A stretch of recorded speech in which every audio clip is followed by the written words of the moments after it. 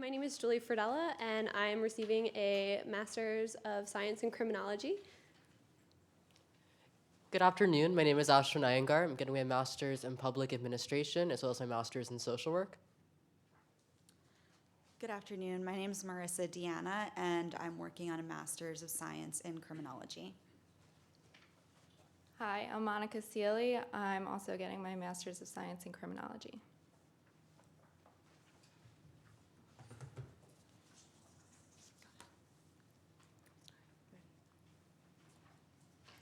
All too often, young people in Philadelphia are the victims of violent crime. Funerals for kids like these young men are held much too often.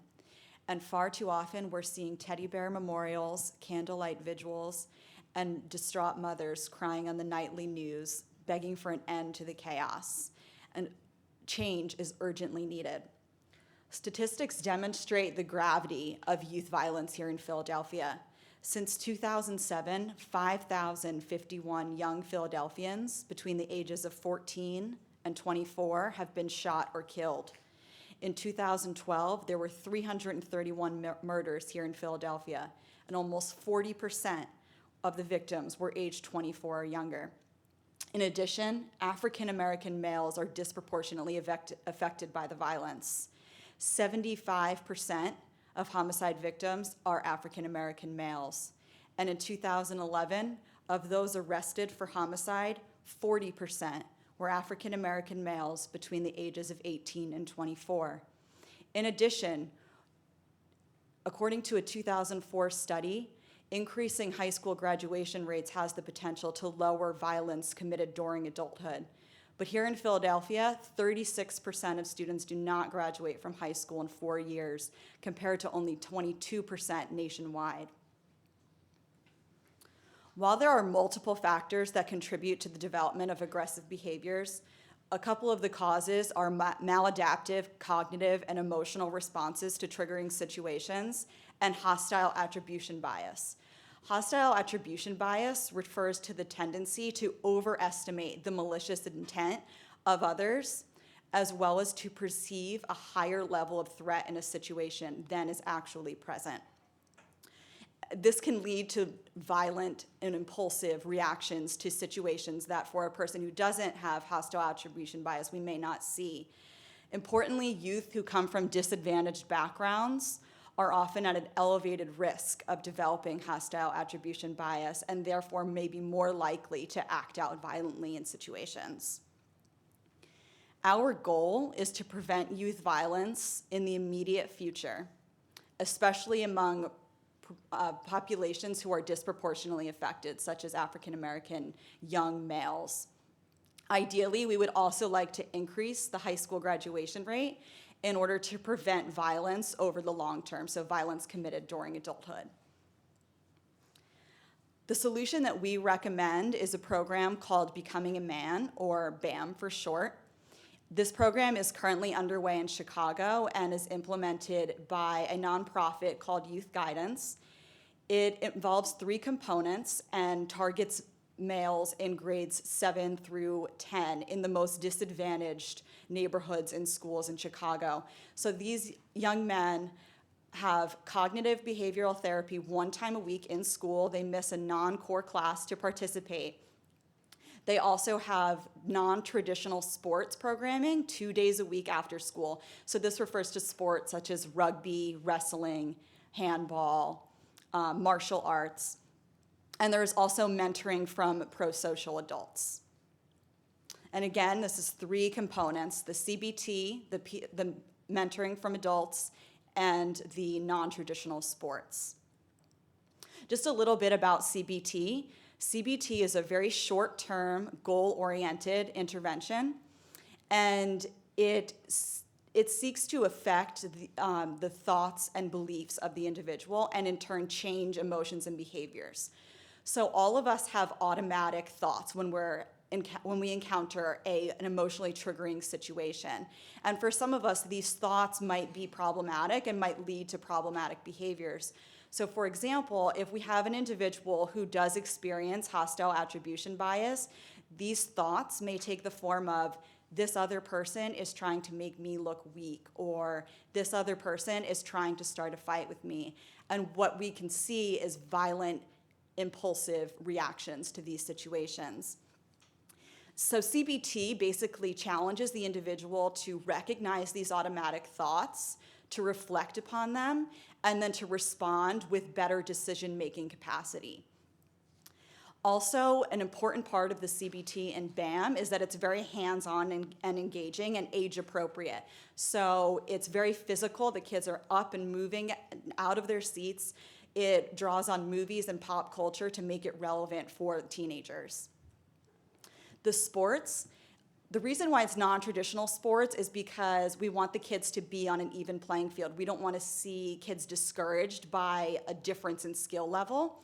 And also the CBT is infused into the sport. So kids are learning increased self-control and the channeling of aggressive behavior. And the sports coaches are trained in the BAM values. In terms of implementation, we had a conversation with youth guidance earlier this week, and they said they do have potential to expand to Philadelphia. Right now, they're working on their expansion model with University of Chicago Booth School of Business students, and they're also in the process of hiring a BAM director who would be a key player in the expansion model.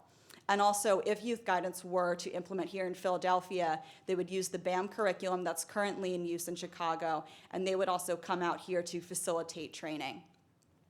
What Philly MVP would do, our team would do, is we would lay the groundwork for implementation. We would continue working on partnering with other organizations. For example, we need a partner for the sports component. We've spoken with the Commissioner of Parks and Recreation, who expressed her willingness to combine already existing non-traditional sports programming with the BAM component of CBT and mentoring. We would also develop the relationships with the Philadelphia Public Schools. So we've already begun to do that. We have interest from 2 principals so far in high schools, and we've met with one of them and their team to discuss implementation, and that principal is very interested. We would also lay the groundwork for funding, which I'll talk about some more in a few minutes. Why is this approach innovative? Basically, other approaches often take one component, so they take sports or mentoring, but we take all 3 and combine them together, which is I will discuss in a moment, has been proven to have greater success than a singular approach. And also, very importantly, here, CBT is infused into sports programming. So kids are learning emotional and behavioral skills while engaging in recreation. The potential results: there was an independent study conducted of the Chicago program by University of Chicago researchers. It was found that there was a 44% decrease in violent arrests during the year of program participation. There were also GPA increases that have the potential to lead to an increase in high school graduation of between 3 and 10 percentage points, or 7 to 22%. Importantly, according to a 2004 study, a 10 percentage point increase in high school graduation rate could lead to a reduction in murder and assault by about 20% committed during adulthood. At $2,000 per participant, the benefit cost analysis is quite high. The social benefit is between $5,000 and $33,000 per participant. In addition, if we see those increases in graduation rate, which we'll know more about as these kids get older, we could see benefits to society of between $38,000 and $84,000 per participant. Our total cost, if we were able to reach 360 students in the first year, it's admittedly quite high, $720,000, but it's offset by the very high social benefit that we would likely see. In terms of funding, we're looking into numerous options, including the Green Light Fund, which takes best practices from nonprofits in other jurisdictions and provides early funding and implementation support here in Philadelphia. We're also looking into the Penn Foundation, as well as grants. Much of BAM's funding in Chicago came from grants, for example, from the MacArthur Foundation. We would also look into grants through federal agencies, and we've begun to sort of do that at this point, looking into what grants are available. Why now? Philadelphia is very focused on youth violence right now. There's a strategic plan to prevent youth violence, and we touch on 4 of the important focus areas in that plan, which are meaningful engagement of youth, education, health, and safe environment.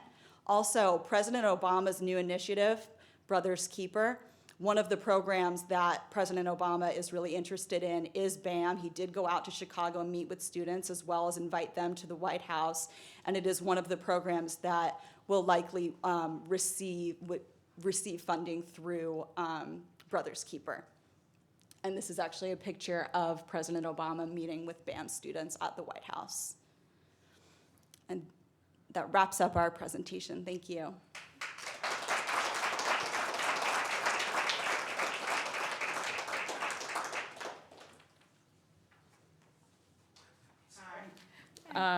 One of the questions that I have for you, I really like that you have taken a look at a model that already works elsewhere and looking at bringing it here. Green Light Fund is an excellent way to do that. Given that you're talking about violence, and in your paper talked about the 22nd Police District, and also a program from Chicago, I wondered if you talked to another program that was brought here and modeled after a program in Chicago called Ceasefire, and spoken with them about how they're funding it and how they were able to bring that model and scale it here in Philadelphia from Chicago. So while we have not talked to Ceasefire directly, I did speak with the Deputy Director of Public Safety, Julie Wertheimer, and she did recommend that we speak with them, but we haven't done that as of yet, but it would be very important for future implementation to see what kind of partnerships can be forged here in Philadelphia with already existing programs.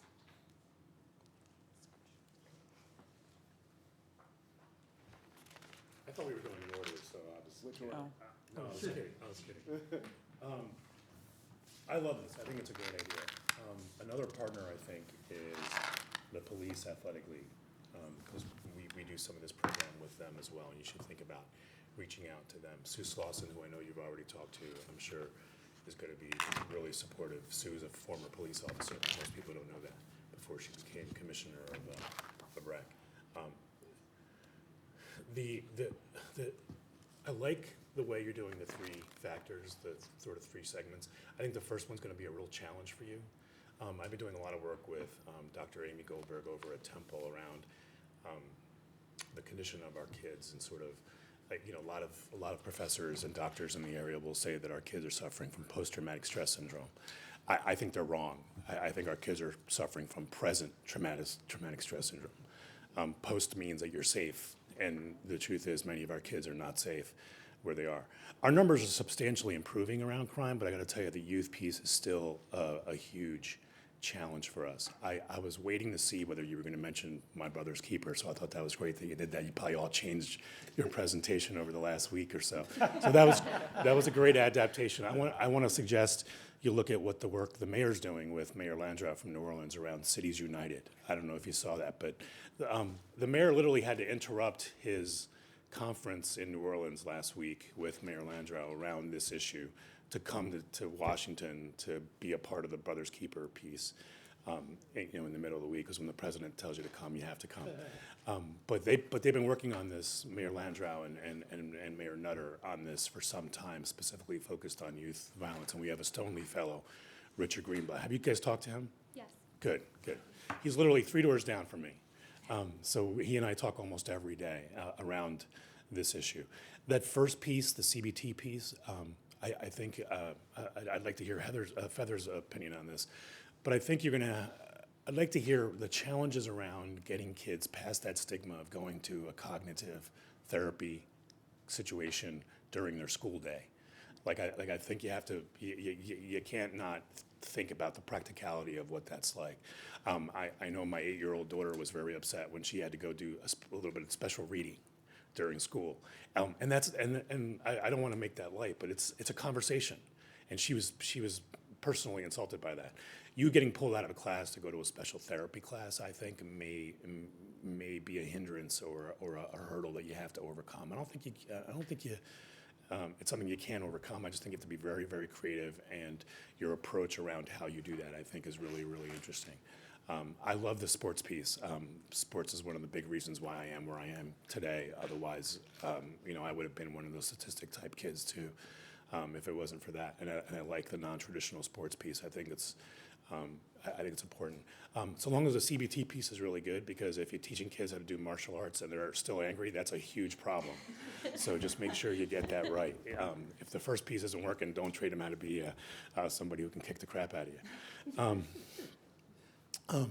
The funding piece, I think, is going to be a challenge, because I think whenever you're just kind of asking for dollars, you're competing with all the great ideas around youth violence. So the good news for you is everybody's kind of paying attention to youth violence right now. The bad news for you is everybody's kind of paying attention to youth violence right now. So there's going to be a lot of folks competing for dollars. So cast a broad net. Like, I think Donna's right. There's some good foundations up there. I think William Penn is a great idea. There's also I'm on the board of the Philadelphia Foundation here in Philadelphia. They're very focused on violence right now, because I was just in a meeting with them last week where we specifically talked about youth violence. So don't forget. Don't just put all your eggs in one basket. Be mindful. I think the dollars you're looking for is not something that's kind of creates sticker shock. So I think it's I think it's got some real potential, and great job. Thank you. I'd just like to comment on your CBT comments. I think that's a great point, that it might be difficult in terms of getting kids out of the classroom.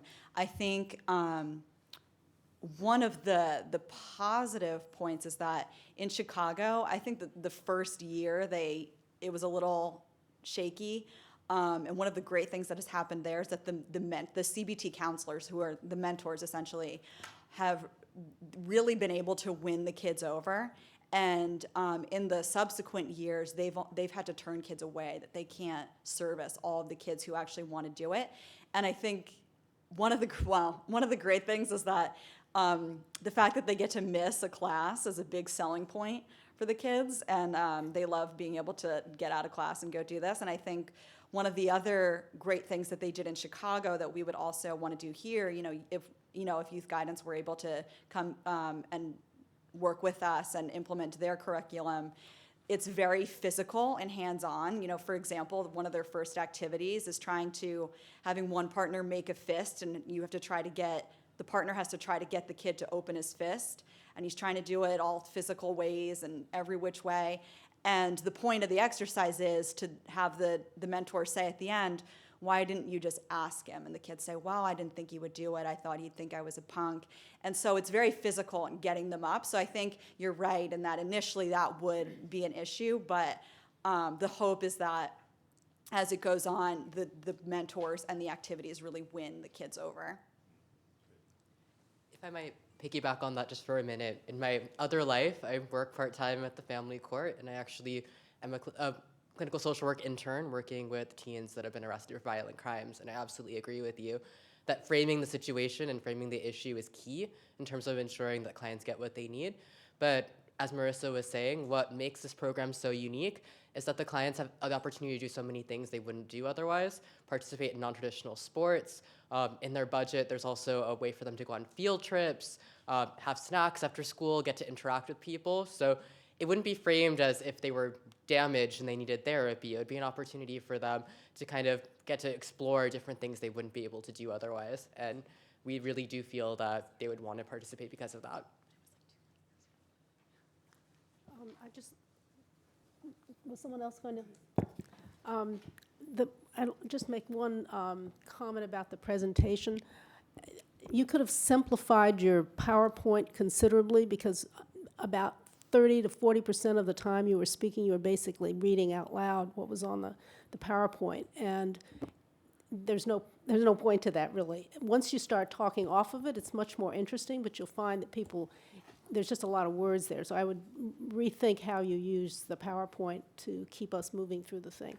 At the school district, we have a lot of programs, and I'm glad to see that you've spoken to Karen Lynch, who's in charge of a lot of that. There's a lot of variety in the quality and effectiveness of programs that are in and around or after school there. I think the biggest challenge you're going to have is that executing on a blueprint so that you really have a program that is replicating something is very difficult, especially when you're doing it in an institution that is as chaotic and under-resourced as the school district is right now. So in the best of all possible worlds, you could just plop it down and have all this cooperation and have it work. There are a lot of pitfalls between here and there in this particular district, even with the kind of leadership that we have now. I also was a little concerned. The book said $1,100 per participant, and the estimate there was $2,000. Could you just talk a little bit about where that change happened and whether that changes your perception of? I just published this week or last week a small governing column online, and it talks about putting the money up at the beginning on the savings that somebody else is going to enjoy down the road, and that test of effectiveness in the hypothetical savings downstream is very difficult. Well, the cost changed because the $1,100 was taken from the evaluation that was done in 2013. So due to inflation and modifying the program, it increased to $2,000. The benefits should be about the same, if not more, in respect to that $2,000. And as for implementation, the fact that youth guidance is taking this year, maybe a little longer, to create an expansion model is because they don't want to just pop it down and it not work. They want to make sure that it's implemented the way that it was implemented in Chicago, while also accounting for cultural differences in Philadelphia, making sure that it works for these kids as well as those in Chicago. Also, I just wanted to add in, the reason why there's different figures in the proposal and on here is that youth guidance wasn't able to have the conference call with us until this past week after that had been submitted, and so that's why it changed in like a number of hours, literally. Actually, I'd like to follow up a little bit on this last point. Just one comment and one question. First, congratulations on the problem itself, probably the most compelling problem on our national docket. But I also thought maybe with the opening statistics, I wanted a little more specific motivation of your theory of that problem. You were good on giving us some crosstabs on race and age, and then maybe we start to fill in some blanks. But I thought it might be helpful and maybe even important to try to convey what do we know about the incidents behind the particular homicides you guys are trying to intervene in, and what about those incidents make us believe that hostile intent bias, other kinds of things that are amenable to some fix from CBT are relevant to those, right? So I thought just a comment and maybe something that the application of some more specific targeted statistics I think would help in your motivation. The question I had, I'd love to hear you just talk a little bit about, there's lots of advantages for policy borrowing, right? Second mover advantage and, all that stuff, right? You can kind of learn from an established program and its lessons. The challenge always for borrowers is the control in context. And if you could just talk a little bit about your confidence in either the similarities between the Chicago context and the Philadelphia context, or some differences you're aware of and anticipate making some changes to respond to. Institutional differences, demographic differences, local political differences, and so on. Well, we have some of the demographic breakdown in our proposal of Chicago versus Philadelphia. Philadelphia is a smaller city. In terms of racial demographics, they are somewhat similar, that Philadelphia is 44.3% African American. In Chicago, according to the 2012 census, it's roughly about 38%, although Chicago is also a larger city. But just to touch on the previous part of your question, which is about our confidence in the program, after speaking with youth guidance, I think I can safely speak for all four of us when I say we're very confident in their technique and their method. As the head of youth guidance said when we spoke to them, they don't just come in and plop a program down. That's not how things are done in real life. There's usually a dating period, a wooing period, where you go into the district, get to know the cultural differences, get to know the different stakeholders, and then modify the program accordingly. And the folks in charge at Youth Guidance are well aware of some of the issues that are going on with the Philadelphia School District and funding. They're also aware that the needs in Philadelphia are very different. But we're not going to come in and plop a program in without really getting to know all the stakeholders and speaking directly with the principals and people and so forth. Also, we do have the opportunity to do a randomized control trial implementation of this, which was what was done in Chicago. And we do have a professor here at Penn who actually worked on the Chicago study while she was at the University of Chicago, who is willing to help us with that. And so that would help us that would take us, through the first year where we might be doing an evaluation, but that would help us to be able to say, okay, are we replicating what's going on in Chicago? And if we're not, what do we need to change? But of course, prior to any implementation at all, we would do what Ashwin said, which is that wooing period. In addition to demographics, not only the demographics in the city are similar, but the demographics between the schools are similar. So.